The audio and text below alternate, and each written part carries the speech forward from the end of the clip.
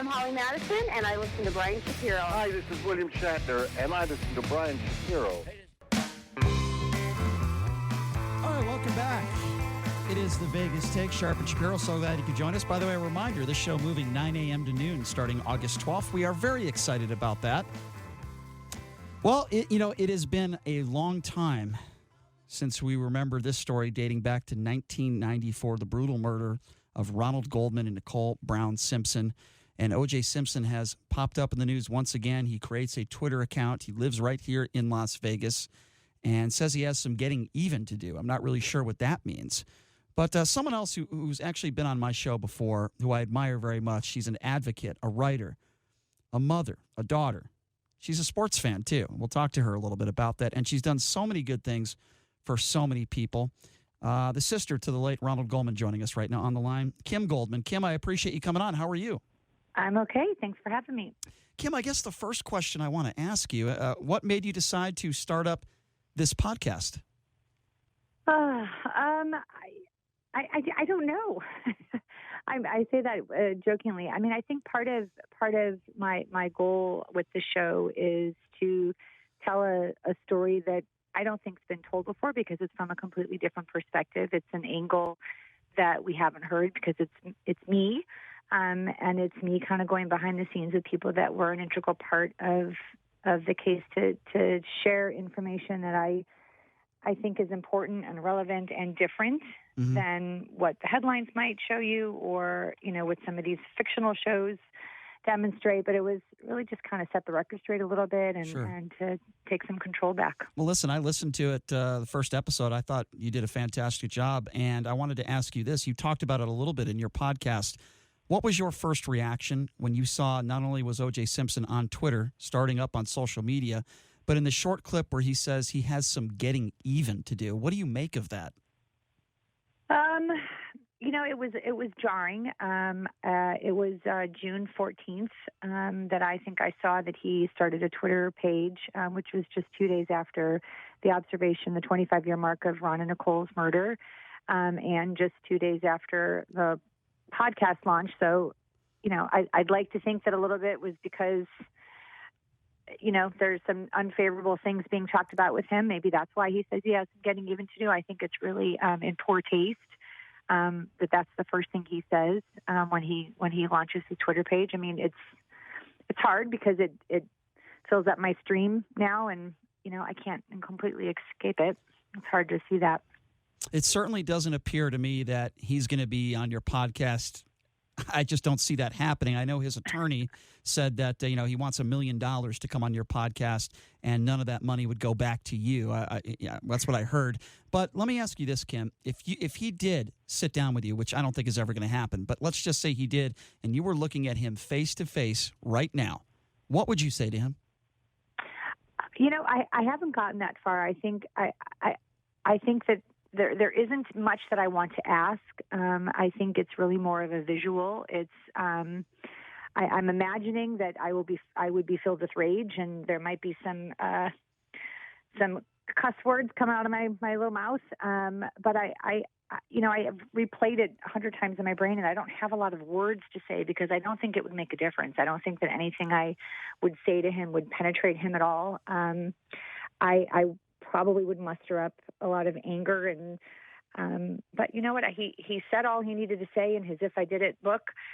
He said what he needed to say in the interview that he aired, that he was in with Judith Reagan all those years back. In his deposition tapes with our civil case. I mean, I don't have a lot of questions because I know what he did and I know how he did it, and so I don't need any clarification there. You spoke to KDWN, is that correct?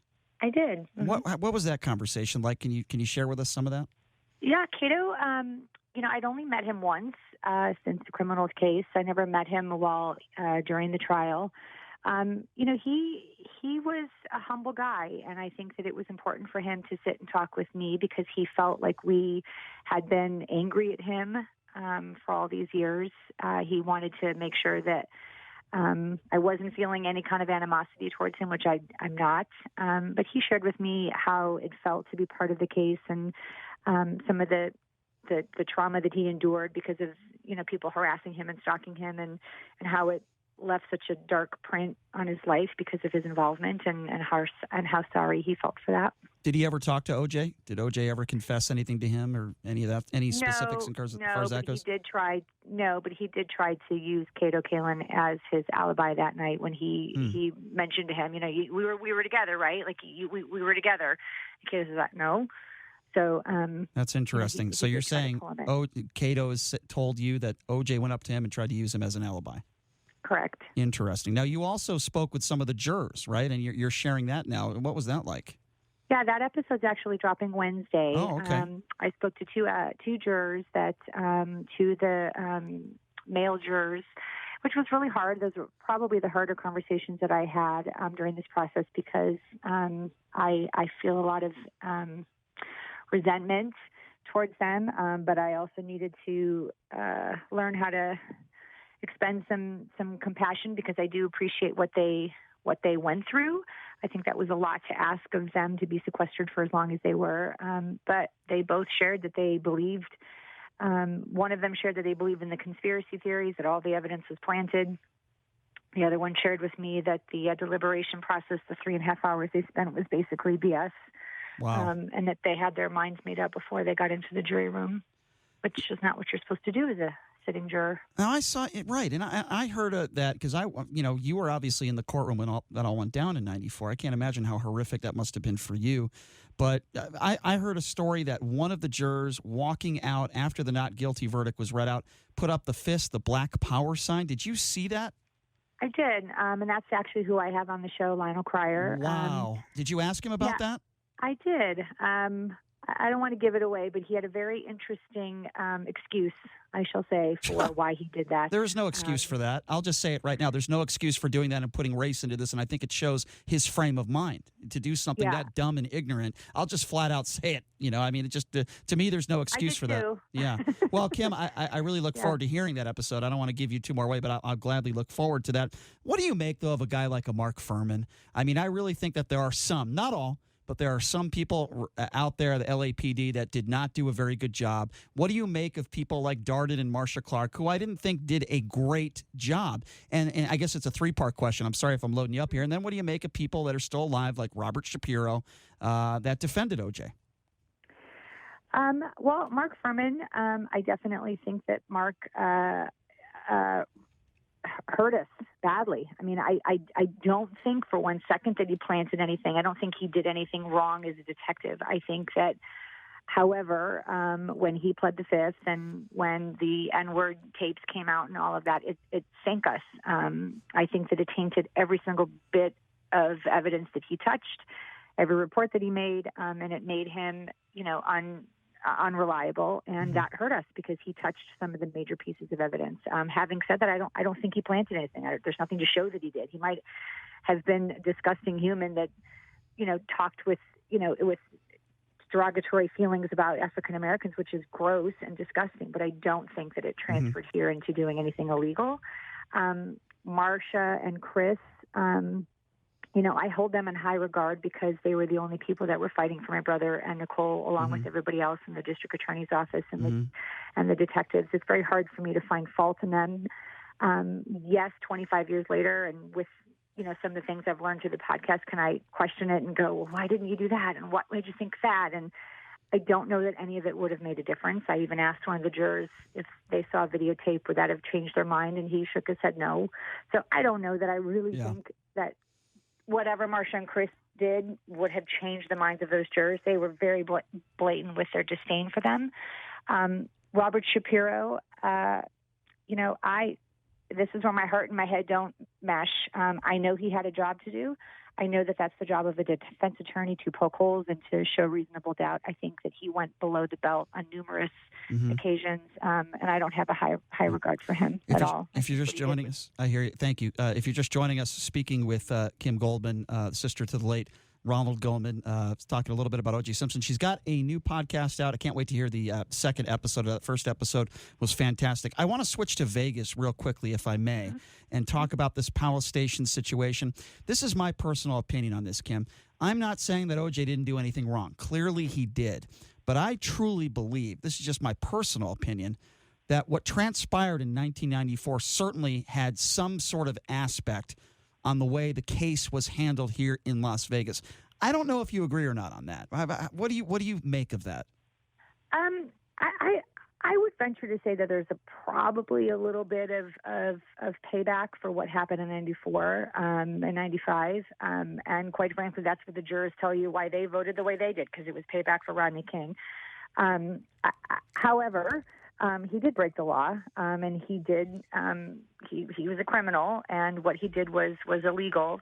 And so I'm grateful that the system works there. Do I think that the penalties were harsh? Yeah, I don't care. I'm going to ask you this, Kim. I believe we have O.J. Simpson's attorney on the line. Would you be willing to talk to him right now? Not if he's going to sling insults at me like he normally does. If he, I'm not interested in that. Okay. I'll tell you what, Kim. I'll make a deal with you. If he slings any insults, we will hang up on him. Both ways. We're not going to do that with anyone. Would you be willing to take this call? We didn't know he was going to call in. Would you be willing to speak with him if he is civil to you and you are civil to him? I don't have much to say to him.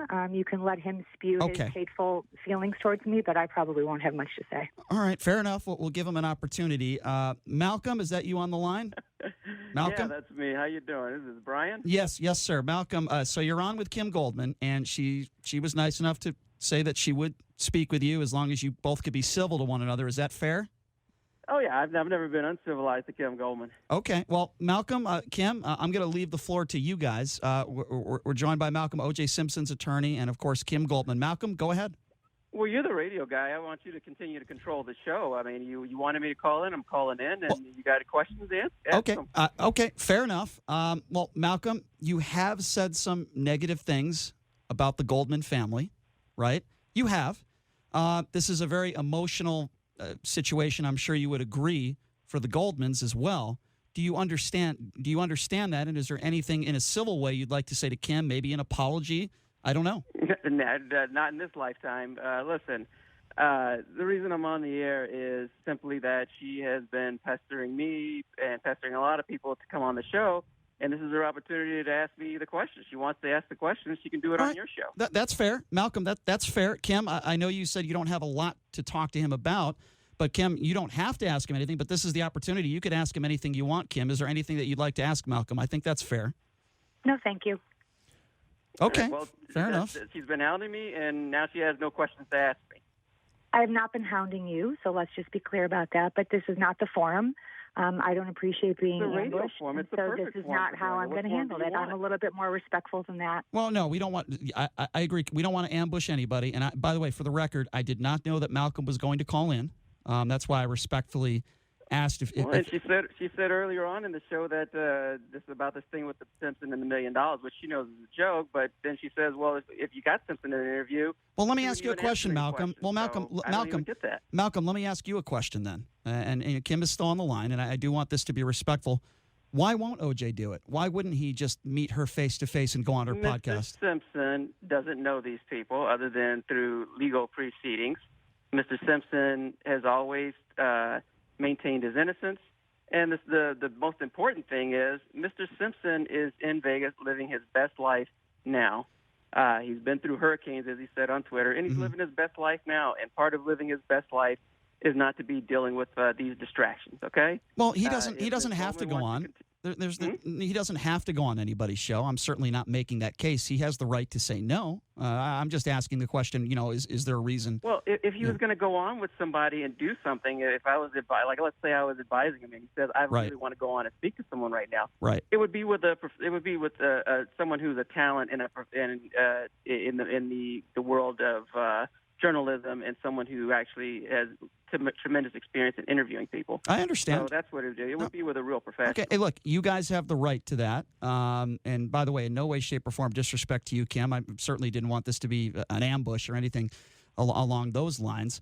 But Malcolm, I mean, I guess there's a lot of questions I would want to ask you in regards to O.J. Simpson. What did he mean when he said he wanted to get even? Did he talk to you about that on Twitter? Oh, that's the most innocuous statement ever made. I don't know why the media would make such a big deal about it.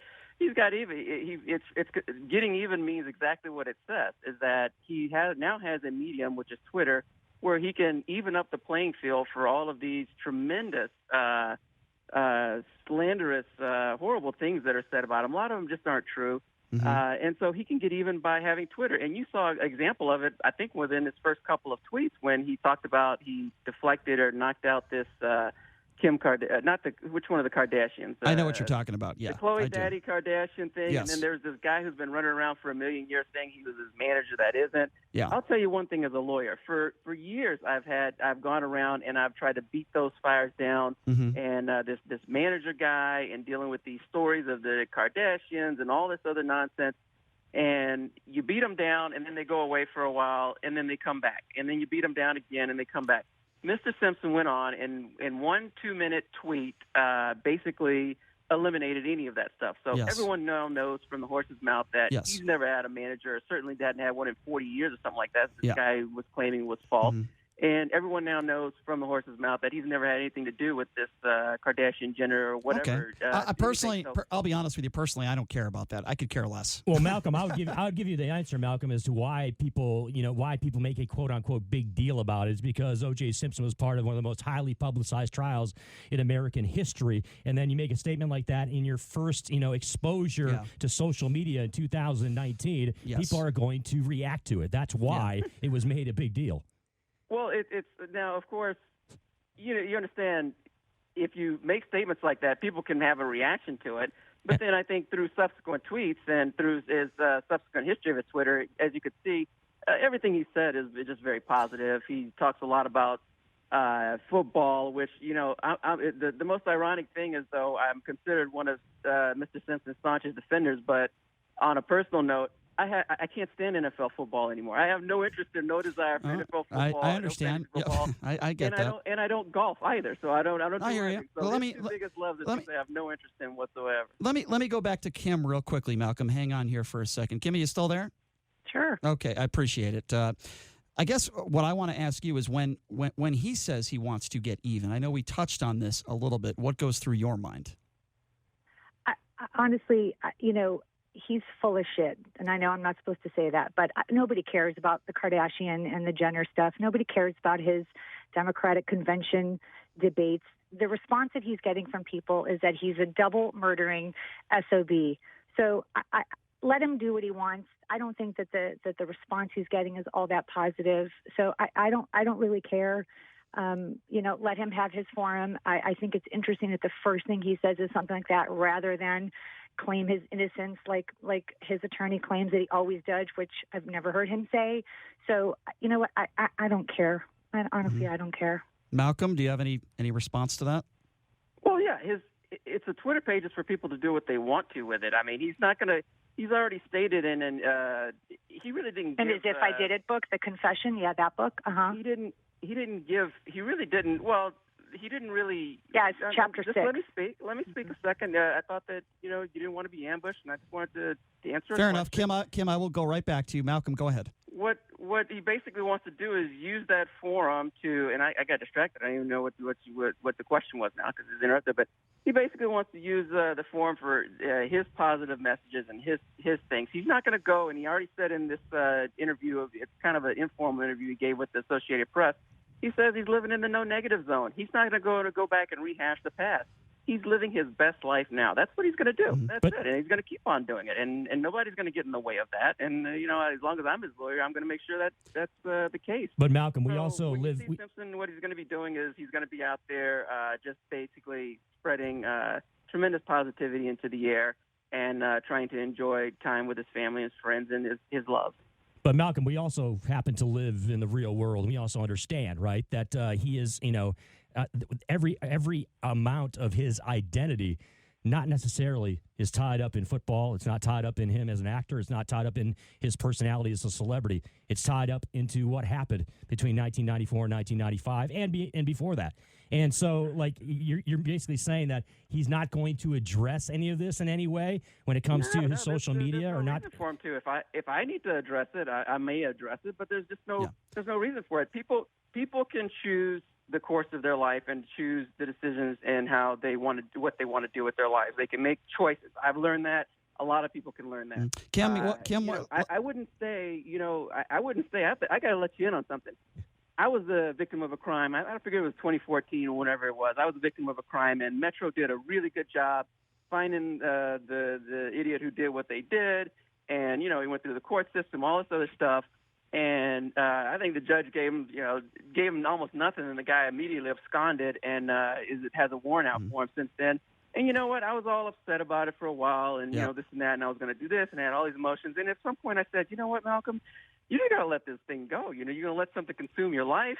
You're going to let it do this and that. Okay, and but hold on a second. You're not going to be able to achieve Malcolm, your hold best on. life. Hang on 1 second here. I got to pull back a little bit there. Okay, the woman we have with us on the line right now, Kim Goldman, her brother was brutally murdered, basically decapitated. I understand it happened in 1994. Well, there was a killing, there was a homicide, but a murder was never established. Well, there were two victims, and by extension, there were more than two victims because there was two families that were affected. Malcolm, it was a double murder. Yes. Can we at least agree on that? Homicide. Okay, fine. Homicide, murder. Okay, they were both decapitated, stabbed to death, murdered. Can we at least agree on that? Well, if you want to talk about it, that's your business to talk about it. I'll be happy to answer any questions that I can. No, just asking a question. I'm just asking you a very simple. There's coroner certificates of death that on June 12th, 1994.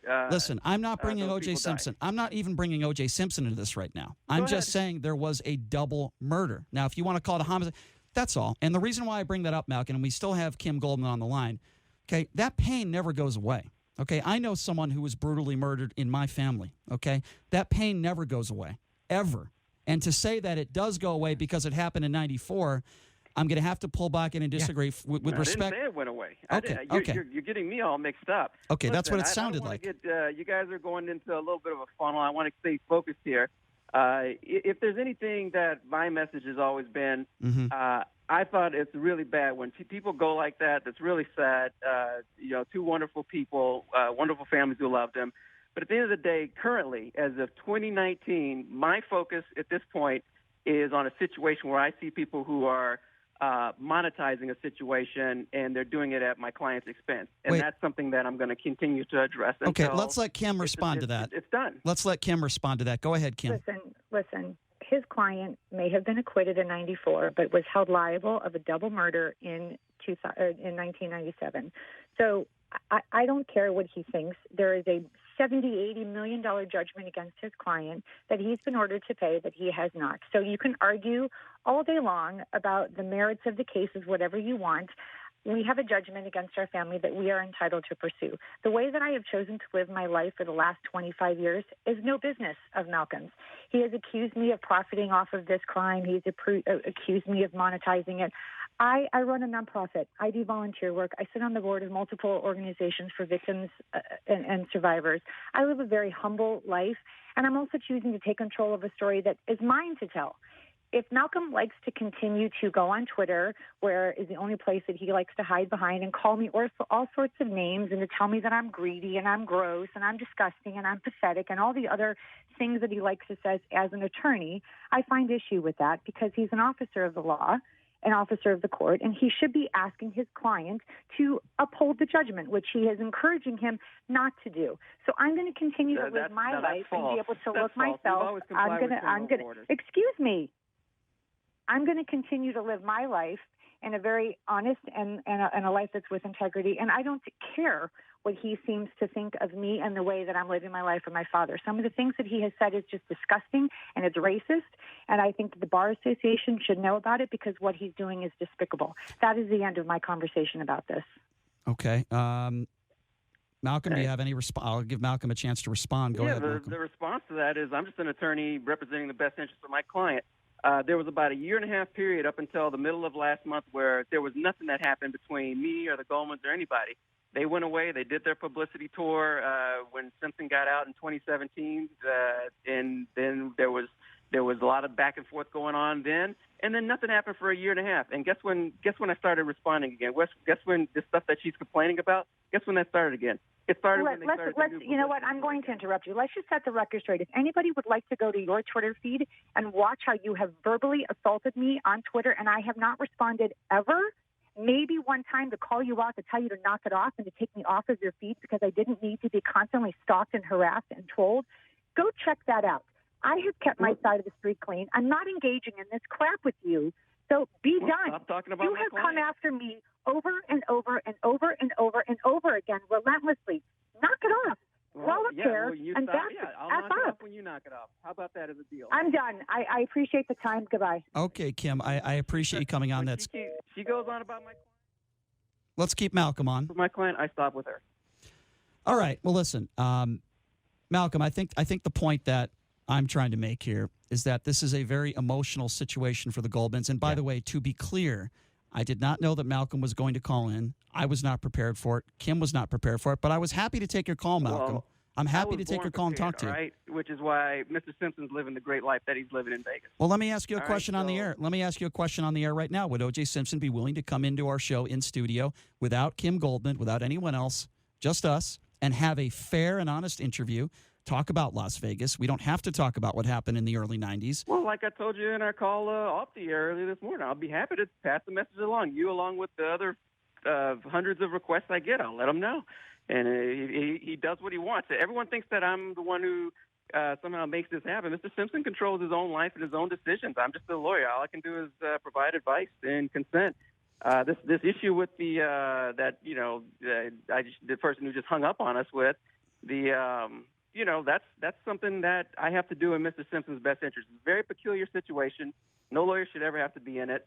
But I'm up for the task of it. I don't think any other lawyer should ever have to be in it again. So I understand. But if they go their own way. I'll go my own way. I'll keep living my happy life, and they can do whatever they want. I understand. I'm sure you could agree where she's coming from a little bit there. That whether I totally understand where she's coming from, and that's why I'm so effective in this situation. if people are calling each other names, I'm not trying to point the finger at you or her. I'm just saying in general terms, this is a very emotional situation for the Goldman family. You can appreciate that.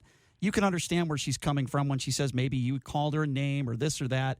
Probably not the best thing to do going forward. Could we agree on that? No, I don't agree with that. Not in the least. Are you a lawyer? Have you ever represented Orenthal James Simpson in this particular fact? With all due respect, I don't think I need to be a lawyer to understand that calling people names on there, especially a woman whose brother was brutally murdered. Well, okay. On social media. Yeah, on social media we're talking about. That's We're all. not talking about All right, just. well, you know what? We can do another call, and you can take me go tweet by tweet, and I'll justify every one of them. All right. I mean, look, we don't need to do that. I was just trying to make a very simple point there. So you're saying you get hundreds of requests, I believe you. Let me make this clear. I understand, but let me make this clear. I know you're trying to make your pitch, but let me make sure he's clear.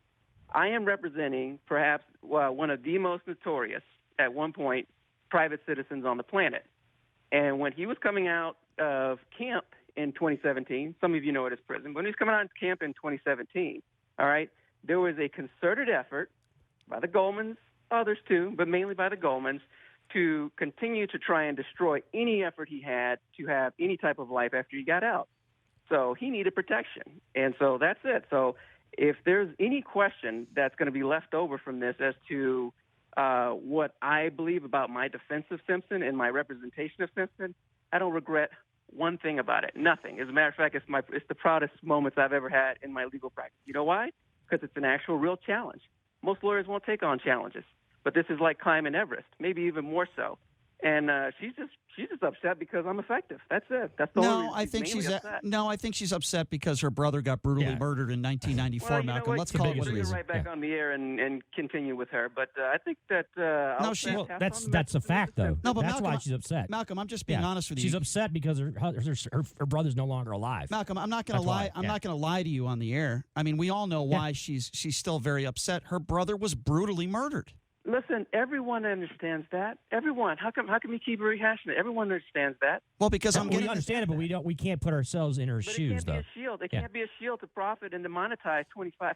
But she won a settlement, an $80 million settlement against O.J. Simpson. Has nothing to do with that settlement. See, you guys got to be a little bit more prepared. I guess maybe we should. Maybe you should prepare and call me again. She has nothing to do. So that had nothing to do with the Goldmans. We're making an observation of her state of mind. We're not talking about the details. Yeah, we're not asking you about. Guys, we're kind of getting a little bit astray. So you're saying the civil suit had nothing to do with the Goldmans and O.J. Simpson? No, I'm just saying Kim Goldman. The judgments in that civil lawsuit you're talking to belongs to Fred Goldman, the estate of Ronald Goldman, and to Sharon Rufo, who's Ron's mother. So Fred Goldman, but that's their daughter. But with all due respect, Malcolm, that's their daughter. Fred Goldman is her father. How could you say she has nothing to do with it? She doesn't have anything legal to do with the civil justice. I didn't say she had anything to do legal. You guys are getting yourself. No, Malcolm, we're not getting in the weeds. We're just trying to point out her state of mind and why she has the state of mind. We're not getting in. I'm the lawyer for Simpson. Yeah. Listen to me. I'm the lawyer for Simpson. I have a Herculean task to do, and I've been effective at it. And so I don't regret or have any regret. I didn't say you weren't. You are. Where did I say you weren't effective? We're not debating that. I didn't say you weren't effective. Yeah. When did I say that? I just. All right, so let's go. Let's continue. If I can answer a question, I will. But okay. You guys want to just kind of keep talking about all this other stuff. But you guys go ahead, and I'll try and do it. Don't worry. I don't think it's other stuff. We just had her on the air. We just had her on the air. Her father, her family has a settlement, a lien against O.J. Simpson. I'm just trying to make the point.